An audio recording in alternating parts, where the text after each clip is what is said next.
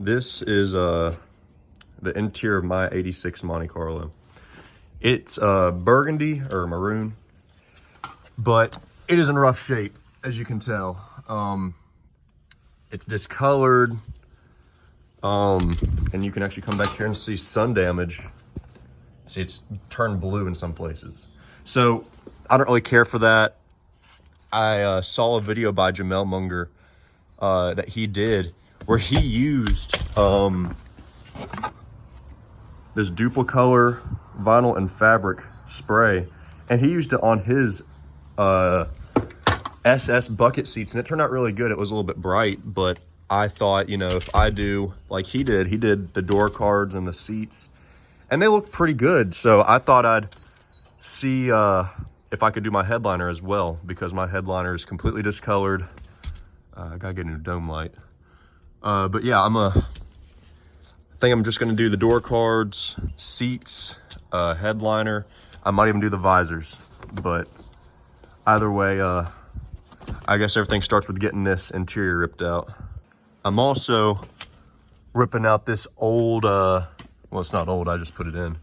This crappy center console that I made. I thought I was gonna put like a ratchet shifter in here.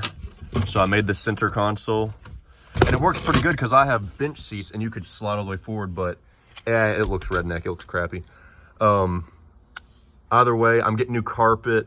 So yeah, this is just a before video. Honestly, the carpet's not in that bad a shape. I could just vacuumed it up and maybe shampooed it and would have looked good, but I cut a hole in it, so I kind of screwed myself on that. One thing you're gonna wanna do before you remove the seats is take this out, especially if you're scrawny like me, because whenever you're going to pull the seat out, you don't want it to drag across there. And I think that these right now are going for like $50 on Mike's Monte's. So yeah, save yourself some money and just take it off. It's 4 screws. Okay, so I've gotten the front seats out and the front center console out. Now the back seats have actually been kind of tricky for me, mostly because I didn't know any tips or whatever you have it to get them out. The bottom cushion, you don't pry at from the front. You pry at from the back. You reach down in between the cushions, grab the bottom cushion and pull out. The back cushion, you see, I've gotten it to where it can move, and the way I did that is the same bolts that hold in the seat belts hold in, you know, part of the cushion. Now, you know, I can get to move. I'm not sure exactly how it's held up top. I'm assuming I either pull out like this or I pull up. So it was, you pull straight up and out. You can tell that these clips, let's see if I can get that to position. These clips, there's some part of the seat that hooks back into here. So whenever you get it undone from down here, you're gonna wanna pull on each side, just straight up. Don't try to pull out, because I was doing that for a while and I finally wisened up and pulled it straight up and out. All right, so with the front seats out, I just want to let you know that all of the screws, or bolts I should say, they're 1/2 inch. You have 2 on each leg in the back and 1 on each leg in the front. If you have a ratcheting wrench like this, it's a lifesaver. It's not necessary, but it's gonna make it a whole lot easier for these ones in the back, because they're hard to get to, being underneath and whatnot. This is the rear of door trim. You've got 4 long screws and 2 short screws. Long, short. And I'm pretty sure that's everything for this trim piece. Both sides. So for this trim piece, it's almost like a metal material. But what you're gonna wanna do is just get a flat head up in there, pry on it like that, you hear it click, and then it just starts popping down. But here at the front, once you get it to pop, hold on. Oh wait, okay, so after a while it just sort of slides out. And it sort of just bites into those channels in a way. But up here it has to slide on the trim piece, if you see what I'm saying. Now I've got a bag here for the rear side. It's got 4 screws. I only had 1, 2, 3, 4. I don't have screws in that or in that. I don't have screws in that either. Maybe there was never one. Take these side pieces off. There's insulation that goes right here. And this is like disgusting. See that? It's like the weather stripping, or not weather stripping, but like sealant stuff they used.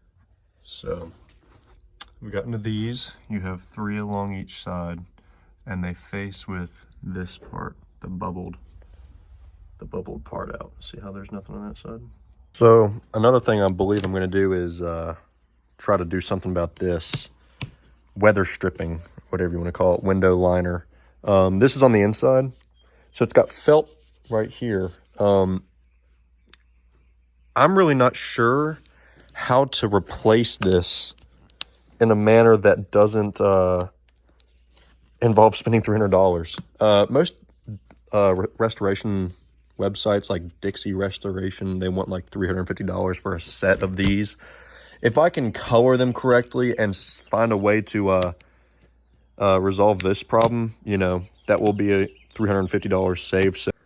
So before I mask or spray these seats, what I'm going to do is I'm going to vacuum them down real good, because, I mean, let me see if I can, I'm not sure if you saw that dust. They're dusty as can be. I mean, you can see my handprint, dude. It's, they're bad.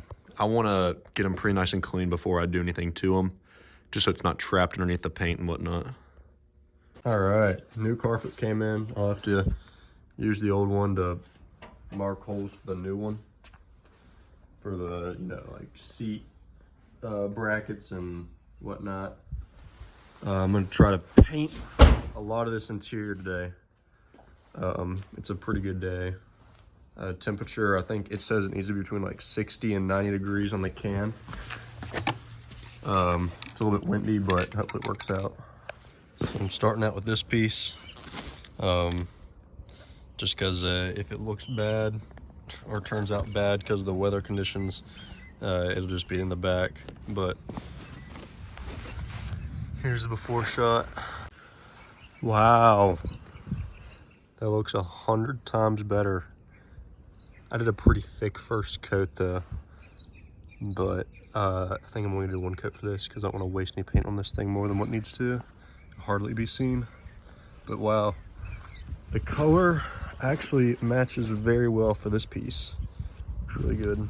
So this is gonna take a few coats and some luck, I'd say, because that's a lot of area to cover. And I only have like 2 more of those cans, so we'll see. That's 1 can gone.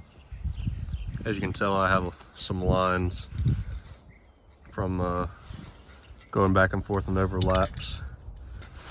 But I don't know, I'll work them out with the next can, I guess. Okay, so it actually turned out pretty good. Other than a few places that have been marked up, but that's not the paint's fault. You can see a cigarette hole where the guy burned it before I bought it off of him. Either way, this looks really good. It's not as bright as it looks on camera. It looks very original, in my opinion. Next up are rear passenger door cards and sun visors. Well, I'm happy with how they all turned out. I just brought these in here just to see how this is going to match the new carpet. And it's pretty close. I mean, like, it's not perfect, of course. It wasn't going to be. But this looks really good. I'm so pleased with this this paint product, man. All right, we got the before and the after. See how I got taped up? I even went up underneath and taped it up. So I'm gonna see what it looks like once I get all that off. So here's the headliner. And it doesn't look like it did, of course. I left it out, and it was just as it was, and the cat jumped up on it. And it left prints, so I was like, oh crap, am I going to make marks just being in the car? And it looks like yes. So I took the vacuum cleaner and I started sucking up some of the stuff, and I don't know if I've ruined my headliner or not. I mean, the stuff is coming up fairly easily. I mean, all I'm doing is dragging my finger across it and I'm leaving marks. So maybe this stuff doesn't work that good for the headliner, but it isn't coming off of the fabric for the headrest or the seats yet. So here I have it. I vacuumed it all down, got most of the super loose coloring off of it. I think I'm gonna shoot it again, spray it again, why not? Hopefully it adheres better this time, I guess. So I've sprayed this seat, and yeah, it's matches the carpet real well, dude. It's looking real good.